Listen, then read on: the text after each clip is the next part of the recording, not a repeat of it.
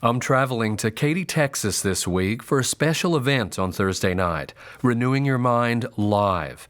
Listeners from throughout Texas are gathering for teaching from Stephen Nichols and Derek Thomas, fellowship together, some free Renewing Your Mind swag, and an interactive Q&A session to have your biblical and theological questions answered and to take you behind the scenes of Renewing Your Mind. We'll be in several cities, and we'll even host a couple of events in Australia later this year. So visit ligonier.org/events to see a list of dates and cities near you. More dates will be added throughout the year. For everyone registered for Thursday's event, I look forward to greeting you in Katy, Texas. Now on to today's episode. Some people just assume that the term original sin must refer to the first sin, the original, the first sin of Adam and Eve. But that's not what is referred to historically in the church by the doctrine of original sin.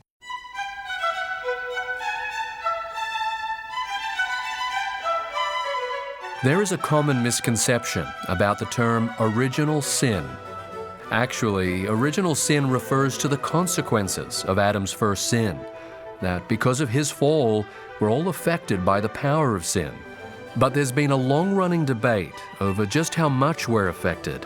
Does it influence us just a little or completely? Today on Renewing Your Mind, R.C. Sproul will examine the doctrine of total depravity.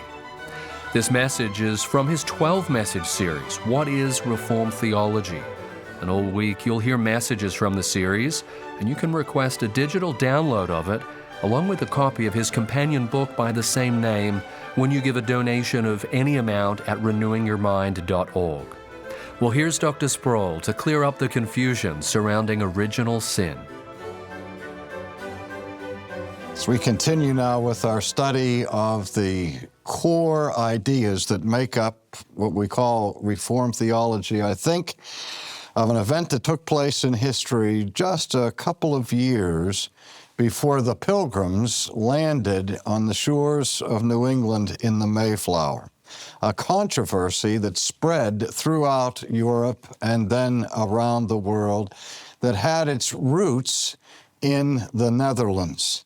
It began in a theological faculty of a Dutch institution that was committed to Calvinistic theology.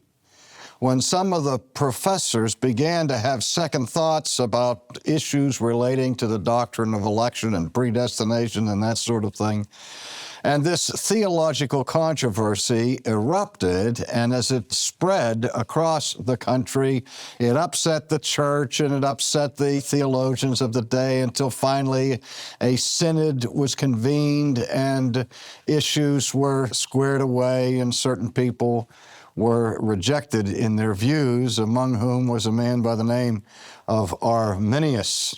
But the group who led this movement against Orthodox Reformed theology were called the Remonstrants.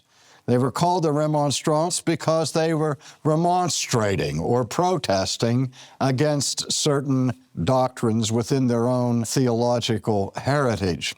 And there were basically 5 doctrines that were the core of the controversy. And what has happened as a result of this debate is that these 5 core theological issues became known in subsequent generations as the so-called 5 points of Calvinism. And they are known through the very popular acrostic TULIP, T-U-L-I-P, which is a sort of clever way to sum up the 5 articles that were in such dispute. And I mentioned that historical event for this reason. As we've said all along, it would be a serious mistake to understand the essence of Reformed theology simply in light of these 5 doctrines, because the Reformed faith involves many, many, many other elements of theological and ecclesiastical confession. But these are the 5 controversial points of Reformed theology, and they're the ones that are popularly seen as being distinctive to this particular confession. So we're going to spend some time looking at the 5 points of Calvinism as they are spelled out in this acrostic. And we remember that this acrostic tulip uses the first letter of 5 different doctrines. The first is total depravity, hence the T. And the second is unconditional election, and hence the U. The L stands for limited atonement. The I for irresistible grace, and P for the perseverance of the saints. And when I have lectured on these doctrines in the past, I have stated one or more objections to these subheadings as defining the doctrines, because many of them, if not all of them, are somewhat misleading. But they fit so nicely into this acrostic, people insist on using these abbreviations to define the 5 points.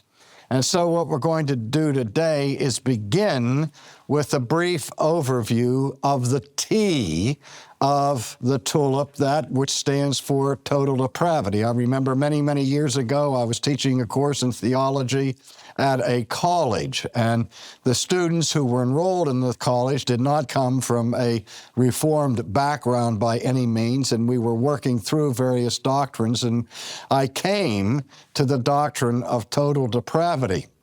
And I gave an exposition that went over about a week of classes, and at the end of that time, I asked the students if they were persuaded that this indeed was the biblical view of human sinfulness.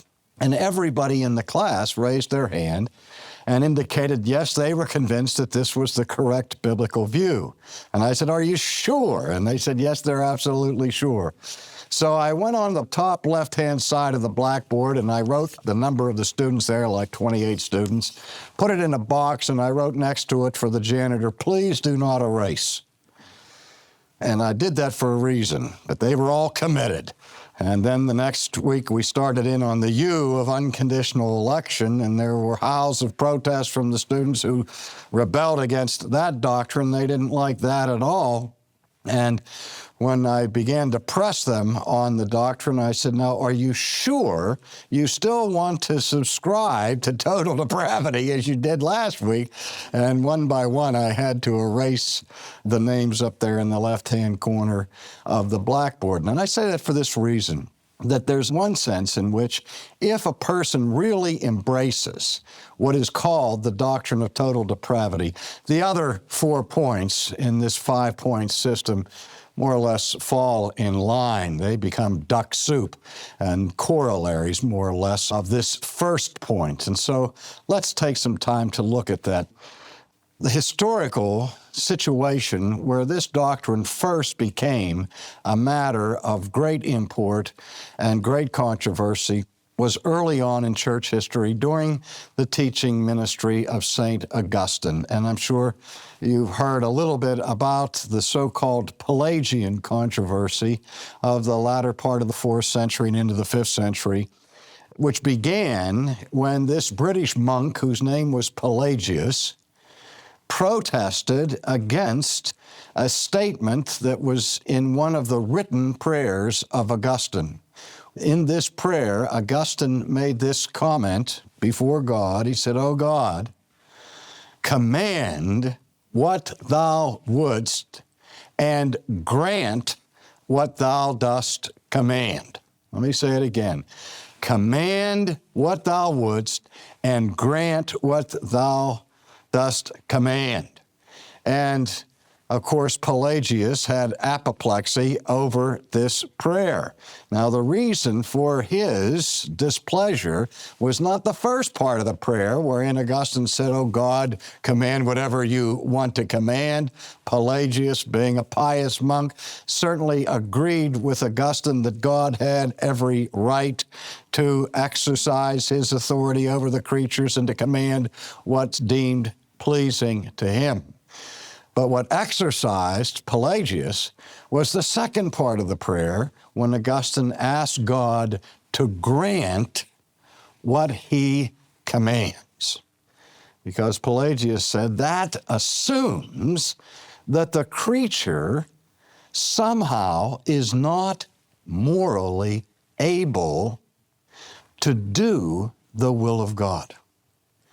And so that created a lengthy controversy, frankly, which controversy goes on even to this day. And we continue to have discussions about Pelagianism or semi-Pelagianism, Augustinianism, and so on. In fact, I just finished writing a book about the entire historical development of that controversy from Pelagius down to last week.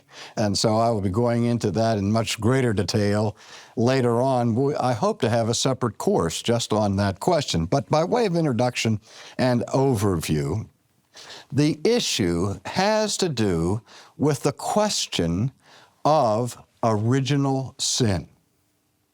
And the doctrine of total depravity reflects the Reformed viewpoint of original sin.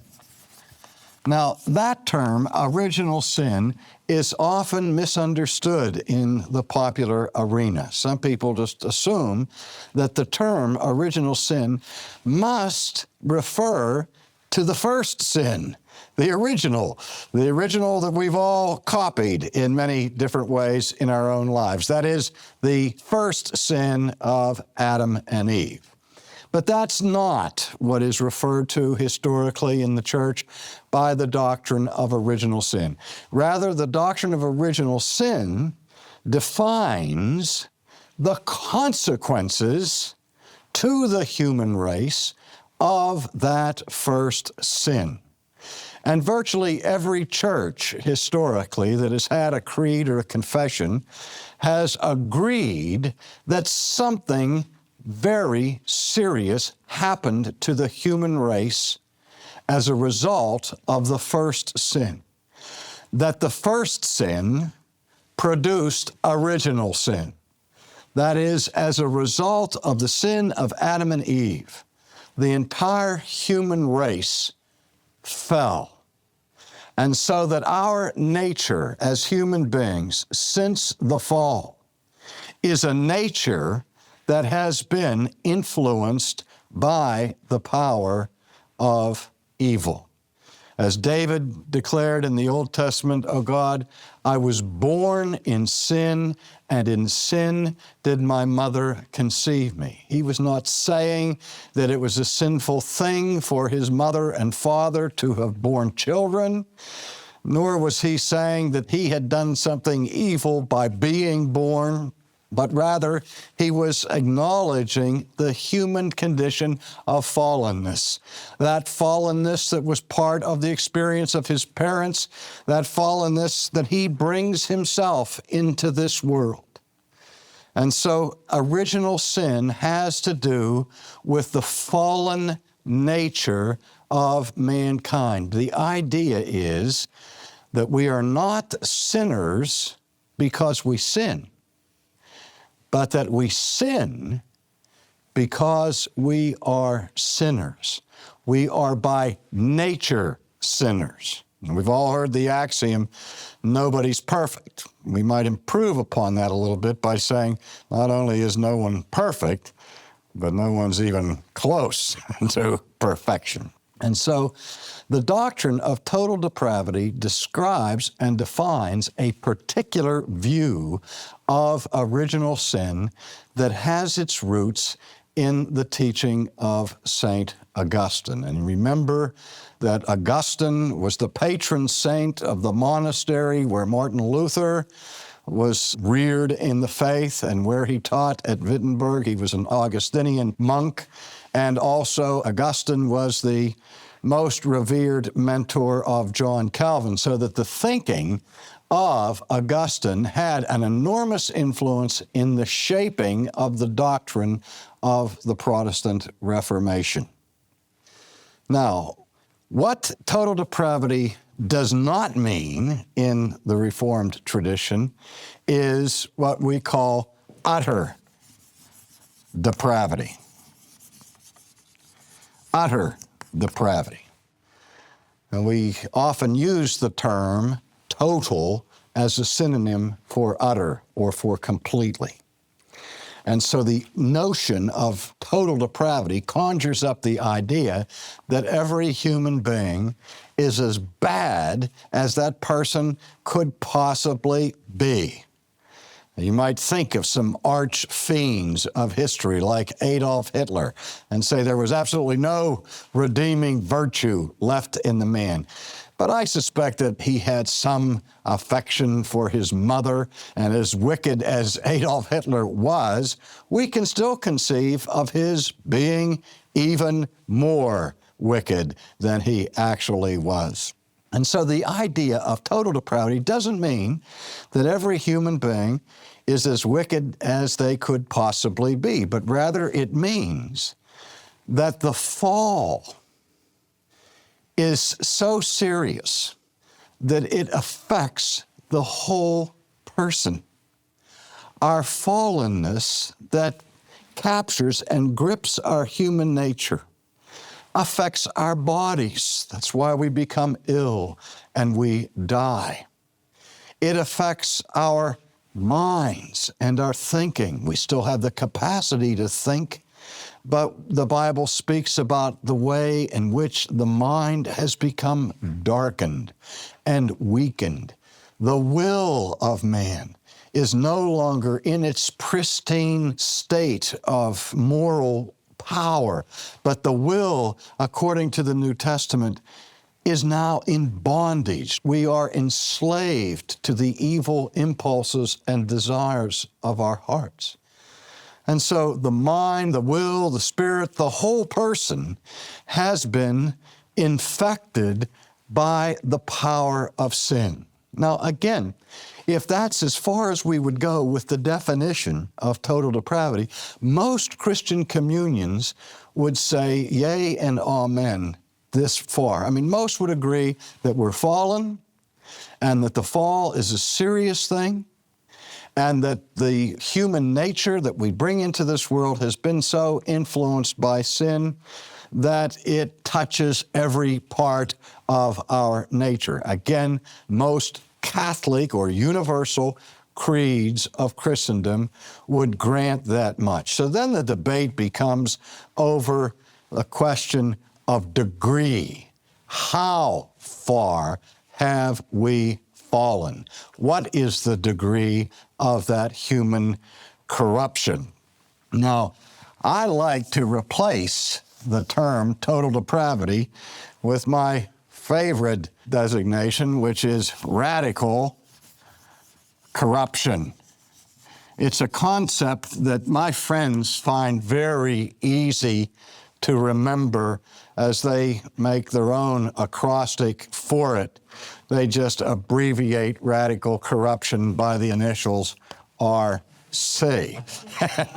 They take great delight in the ease with which this facilitates their memory, as they have a living model before them of radical corruption.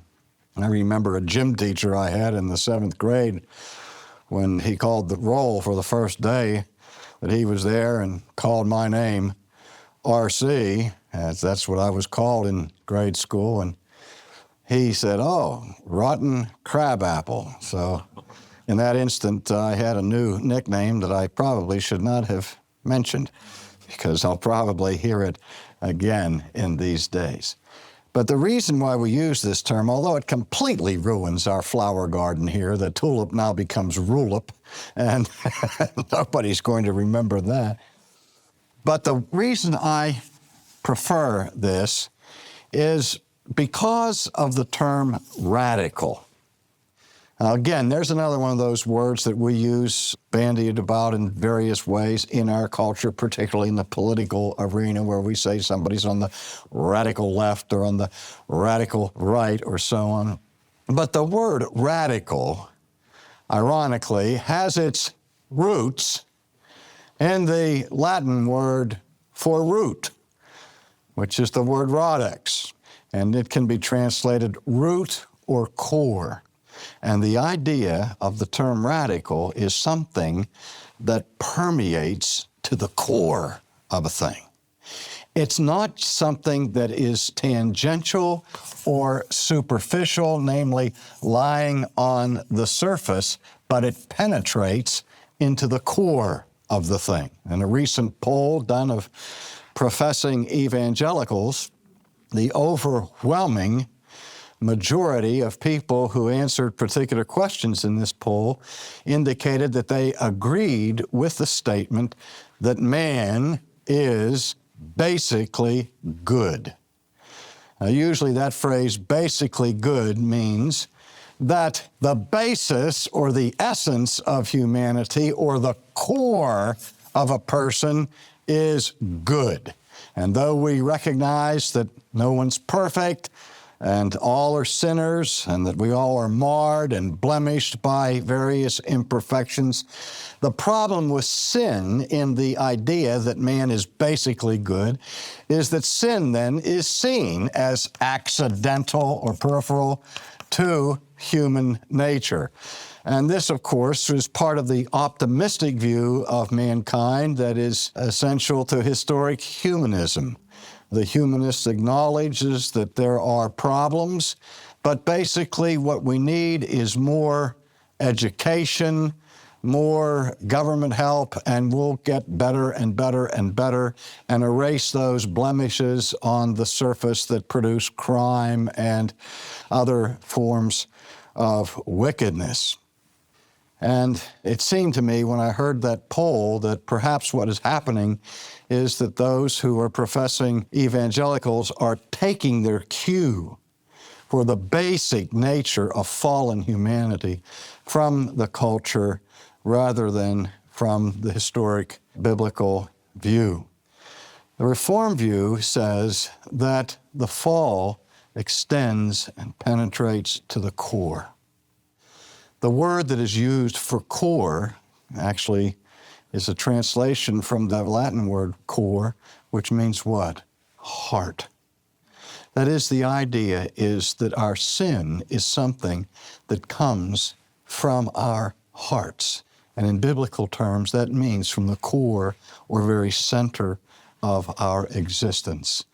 And so what is required for us to be conformed to the image of Christ is not simply some small adjustments or behavioral modifications, but nothing less than renovation from the inside, nothing less than regeneration, being made over again, being quickened by the power of the Spirit.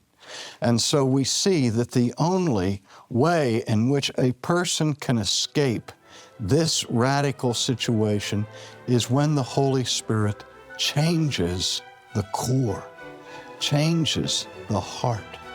And even that change does not instantly vanquish sin. The complete elimination of sin awaits our glorification in heaven.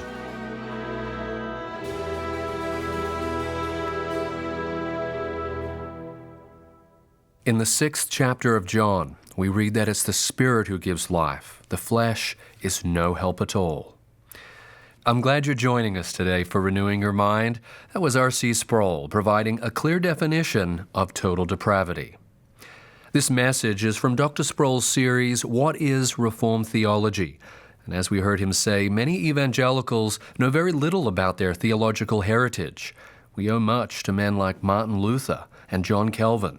And that's why we'd like to provide you with an opportunity to study this topic more deeply.